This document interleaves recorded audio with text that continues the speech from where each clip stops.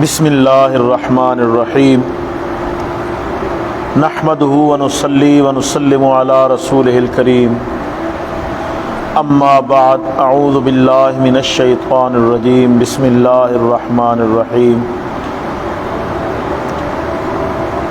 قرآن پاک کی چند آیات کا ترجمہ اور مختصر تشریح اور تفسیر آپ کے سامنے عرض کروں گا تاکہ قرآن پاک کا پیغام ہم سب تک پہنچ جائے۔ اللہ رب العالمین نے قرآن مجید فرقان حمید میں ارشاد فرمایا، قل ان الموت الذی تفرون منہ، فرمایا محبوب آپ فرما دیں کہ بے شک وہ موت جس سے تم بھاگ رہے ہو، وہ موت جس سے تم بھاگ رہے ہو، فإنہ ملاقیکم، وہ تمہیں مل کے رہے گی۔ انسان موت سے جتنا بھی بھاگے، آخر ایک دن موت نے انسان کو اپنے قبضے میں لے لینا ہے۔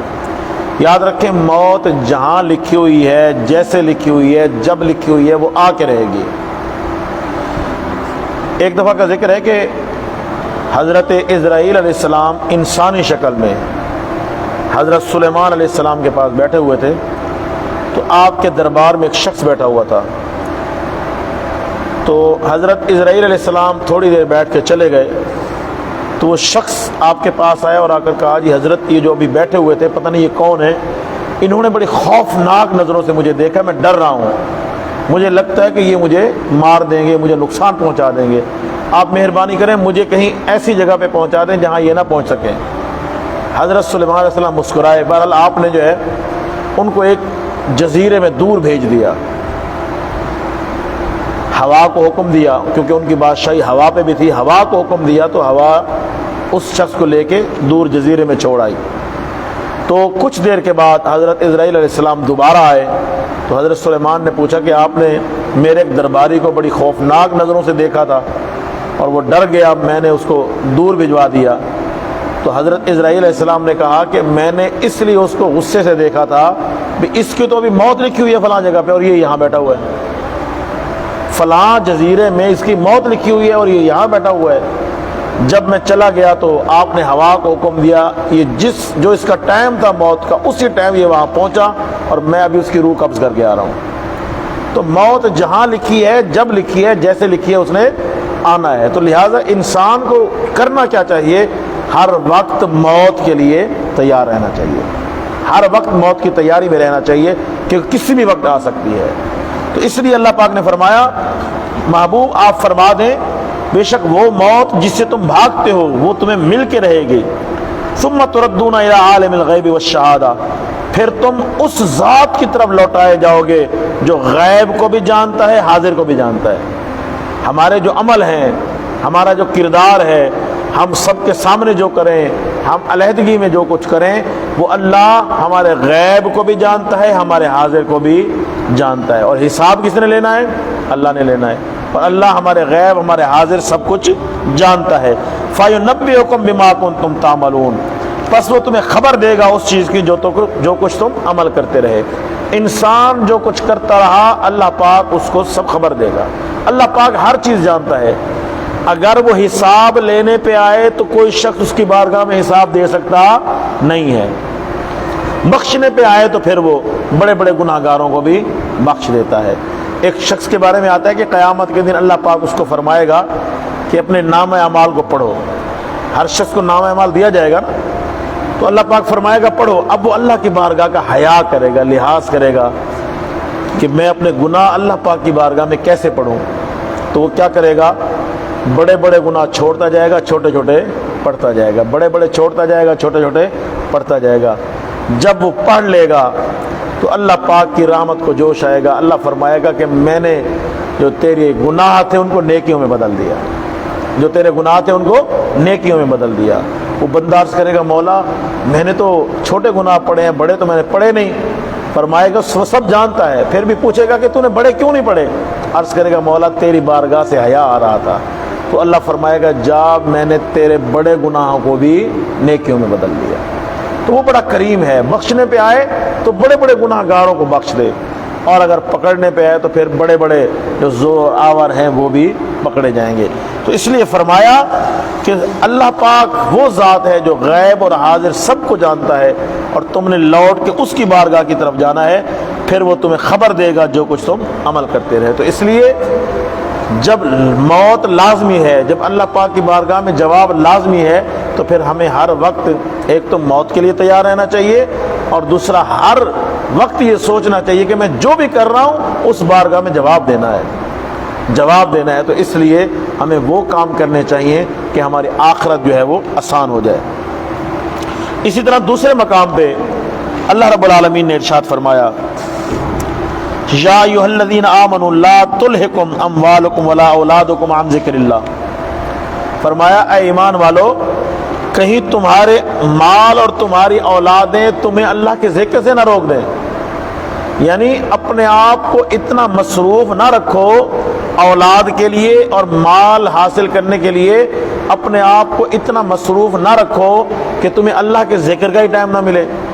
ہوتے ہیں نا کچھ لوگ، ہم پوچھیں کہ نماز کیوں نہیں پڑھی، یہ ٹائم نہیں ملا، فلاں کام کیوں نہیں کیا، ٹائم نہیں ملا، اللہ کا ذکر کیوں نہیں کیا، ٹائم نہیں ملا۔ فرمایا اپنے آپ کو اتنا مصروف ہی نہ کر لو کہ اللہ کے ذکر کے لیے ٹائم نہ ملے۔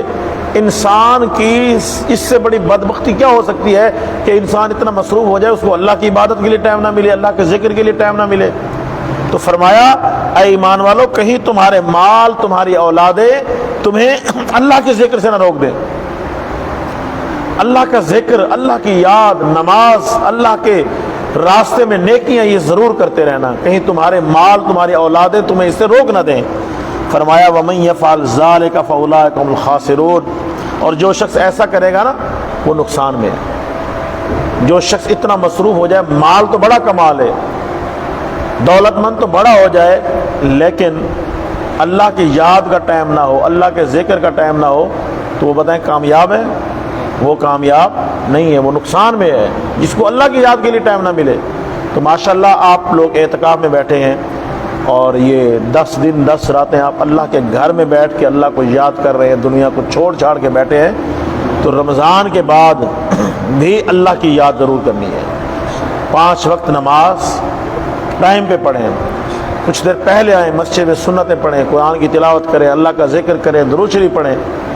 تو یہ ضروری یہ کریں تاکہ آپ کو جو اس پاک مہینے کی برکتیں ملی ہیں وہ برکتیں ضائع نہ ہوں۔ تو فرمایا کہ جو شخص ایسے کرے گا کہ اتنا مصروف ہو گیا، فرمایا فَأُولَٰئِكَ هُمُ الْخَاسِرُونَ، وہ نقصان میں ہے۔ اور انسان کا جو انجام ہے، مال و دولت تو بہت اکٹھی کر لیتا ہے انسان، پھر ہونا کیا ہے؟ تو ارشاد فرمایا وَأَنفِقُوا مِمَّا رَزَقْنَاكُم مِّن قَبْلِ أَن يَأْتِيَ أَحَدَكُمُ الْمَوْتُ۔ فرمایا میرے بندو، ہم نے تمہیں جو رزق دیا ہے نا، ہم نے تمہیں جو کچھ دیا ہے، موت آنے سے پہلے اس کو خرچ کر لو۔ موت آنے سے پہلے سنبھل جاؤ، موت کی تیاری کر لو۔ اور ہم نے تمہیں جو رزق دیا ہے، فرمایا موت آنے سے پہلے اس کو خرچ کر لو، موت آنے سے پہلے۔ کیونکہ دیکھیں ہم تو سمجھتے ہیں نا کہ یہ مال بھی میرا ہے، وہ بھی میرا ہے، وہ بھی میرا ہے، وہ بھی میرا ہے۔ حضور سے پوچھتے ہیں کہ انسان کا مال کتنی چیزیں ہیں؟ فرمایا حدیث پاک میں آتا ہے کہ انسان کا مال صرف 2 چیزیں ہیں۔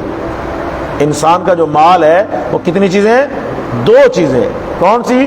نمبر 1 جو انسان زندگی میں استعمال کر گیا، وہ مال جو انسان نے زندگی میں استعمال کیا، یہ انسان کا ہے۔